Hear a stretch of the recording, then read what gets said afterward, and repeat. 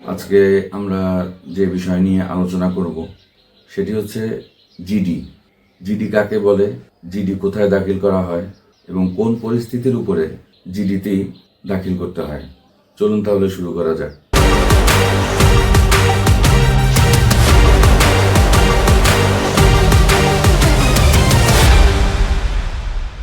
প্রথমেই আসি আমরা জিডি এর পারিভাষিক শব্দটা কি। জিডি অর্থাৎ জেনারেল ডায়েরি। সাধারণ ডায়েরি মূলত থানায় করতে হয়। প্রতিটি থানায় অথবা ফাঁড়িতে জিডির ডায়েরিটা 24 ঘন্টা চলমানই থাকে। যখন একটি ডিউটি অফিসার দায়িত্বরত অবস্থায় থাকবেন এবং যখন কোনো ব্যক্তি জিডি করার প্রয়োজন পড়ে, তখন সেই ডিউটি অফিসারের কাছে গিয়ে লিখিত আকারে জেনারেল ডায়েরি একটি দাখিল করে আর থানা থেকে একটা রিসিভ কপি গ্রহণ করতে হয়।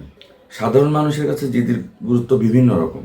কোনো থানায় মামলাযোগ্য নয় এমন ঘটনা ঘটলে মানুষ থানায় জিডি করে থাকে।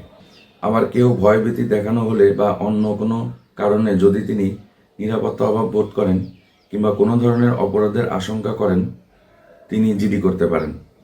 জিডি করার পর পুলিশ প্রয়োজনীয় পদক্ষেপ নিয়ে থাকে। প্রয়োজন বোধে তদন্ত করা, নিরাপত্তা দেওয়া ছাড়াও জিডির বিষয়টি মামলাযোগ্য হলে পুলিশ মামলা করে থাকে। অর্থাৎ আমরা তাহলে বলতে পারি যে একটি থানায় মামলা করার প্রথম স্তরটা হচ্ছে হলো জিডি। আইনগত সহায়তা পাওয়ার জন্য জিডি অনেক সময় গুরুত্বপূর্ণ হয়ে ওঠে। অনেক সময় আদালতেও জিডি সাক্ষ্য হিসেবে বিবেচনা করা হয়। জিডির দুটি কপি করা হয়, একটি থানায় সংরক্ষণ করা হয় এবং অন্যটি জিডির নম্বর লিখে প্রয়োজনীয় স্বাক্ষরে সিল দেওয়া হয়। এটি ভবিষ্যতের জন্য সংরক্ষণ করতে হয়। এবার আসি অনলাইন ভিত্তিক জিডি। ইন্টারনেট ভিত্তিক কার্যক্রমে জিডিটা অনেকটা ইজি হয়ে এসেছে। পুলিশের তাৎক্ষণিক সাড়া দেওয়ার প্রয়োজন নেই এমন ক্ষেত্রে, যেমন পাসপোর্ট হারানো, বকাটে বা মাদক সেবীদের সম্পর্কে তথ্য প্রদান এবং এ জাতীয় ক্ষেত্রে অনলাইনে জিডি করা যেতে পারে বা সরাসরি পুলিশ সদর দপ্তরে ফ্যাক্স বা ইমেল করতে পারেন। এ পদ্ধতিতে দেশের বাইরে থেকেও জিডি করা সম্ভব।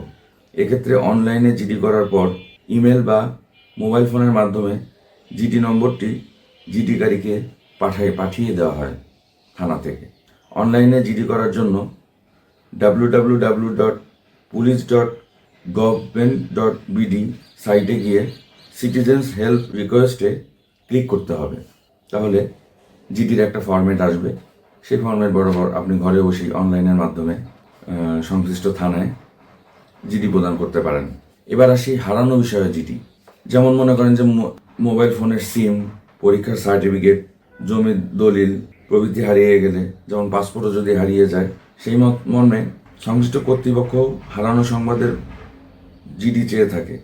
তাই ওইসব ক্ষেত্রে হারানো সংবাদের জিডি করে সেই জিডি নম্বর সহ কর্তৃপক্ষের কাছে আবেদন করা হয়।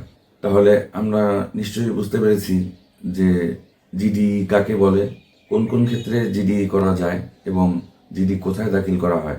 এই ছিল আজকে আমাদের বিষয়। এবং দর্শকদের কাছে আমার একটা বিশেষ আবেদন, আমার এই চ্যানেলটি দ্বারা যদি আপনারা উপকৃত হয়ে থাকেন তাহলে দয়া করে একটি লাইক এবং সাবস্ক্রাইব দেবেন। এতে করে আমি পরবর্তী আইনগত পরামর্শ অথবা যে কোনো ধরনের সমস্যা তার সমাধান তুলে ধরতে আরও অনুপ্রাণিত বোধ করব। তো সবাই ভালো থাকেন। আজকের মতো বিদায়।